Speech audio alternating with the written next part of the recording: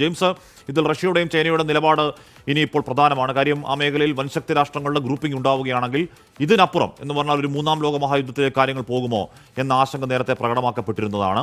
അവിടെ ഒരു മൗനം ഇപ്പോൾ തുടരുകയാണ്. ഉത്തര കൊറിയ, ചൈന, റഷ്യ ഒരു പ്രതികരണം നമുക്ക് എപ്പോഴാണ് പ്രതീക്ഷിക്കേണ്ടത് ജെയിംസ്? ഒരുപക്ഷെ ഇതിനെക്കുറിച്ച് പ്രതികരിക്കാൻ കാത്തിരിക്കുകയാണ്, അല്ലെങ്കിൽ അവർ കൂടുതലായിട്ട് പരസ്പരം സംസാരിച്ചു കൊണ്ടിരിക്കുന്നതാണ് എന്നാണ് മനസ്സിലാക്കുന്നത്. കഴിഞ്ഞ ദിവസമാണ് റഷ്യയുടെ പ്രസിഡന്റ് വ്ളാഡിമിർ പുടിനും ചൈനയുടെ പ്രസിഡന്റ് ഷി ജിൻപിങ്ങും തമ്മിൽ ചർച്ച നടത്തിയത്. ഇത് സംബന്ധിച്ച് ഒരു തരത്തിലും അമേരിക്ക ഇടപെട്ട് ഇറാനിൽ ആക്രമണം നടത്തരുതെന്ന് റഷ്യയും ചൈനയും പറഞ്ഞിരുന്നു. പക്ഷേ ആക്രമണം നടന്നു കഴിഞ്ഞ് എന്തുകൊണ്ട് അവർ പ്രതികരിക്കുന്നില്ല എന്നുള്ളതിനെക്കുറിച്ച് പലതരത്തിലുള്ള നിഗമനങ്ങളുണ്ട്.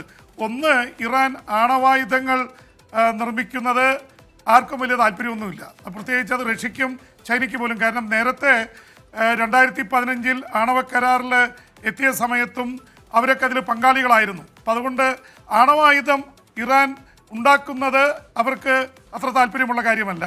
പക്ഷേ അമേരിക്ക കയറി ഇവിടെ അധീശത്വം സ്ഥാപിച്ച് ഇതൊക്കെ തകർക്കുന്നതിലേക്ക് പോകുന്നതിനോട് റഷ്യയ്ക്കും ചൈനയ്ക്കും യോജിക്കാനുമാവില്ല. ഈ തരത്തിൽ ഒരു ആശയക്കുഴപ്പമായിരിക്കണം ഒരുപക്ഷെ അവർ ഇപ്പം മൗനം പാലിക്കുന്നതിന് പിന്നിൽ. ഗൾഫ് രാജ്യങ്ങൾ വളരെ ഡിവൈഡഡ് ആണ്. ഇപ്പോൾ സൗദി അറേബ്യ, UAE അടക്കമുള്ള രാജ്യങ്ങൾ അവർ വളരെ ശക്തമായി ഇവർക്കെതിരെ നിൽക്കുകയാണ്. പ്രത്യേകിച്ച് ഇറാൻ ഷിയ ഭൂരിപക്ഷമുള്ള രാജ്യമാണ്. സൗദി അറേബ്യ എല്ലാ കാലത്തും സൗദി അറേബ്യ ഇറാനുമായിട്ട് വിരോധത്തിലാണ് എന്ന് മാത്രമല്ല, സൗദി അറേബ്യയുടെ രാജാവ് തന്നെ ഇറാൻ്റെ ഭരണാധികാരികൾക്കെതിരെ പറഞ്ഞിരിക്കുന്ന ആ സർപ്പത്തിൻ്റെ തല അടിച്ചു താർക്കണം എന്നാണ്.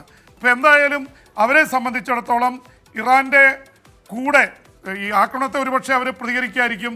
അമേരിക്കയുമായി വലിയ ബന്ധമാണ് സൗദിക്കും UAE, ബഹ്റിൻ, സുഡാൻ തുടങ്ങിയിട്ടുള്ള രാജ്യങ്ങൾക്കൊക്കെ ഉള്ളത്. അവരെ അബ്രഹാം കരാറിൽ ഇസ്രായേലുമായി ഒപ്പിട്ടതാണ്.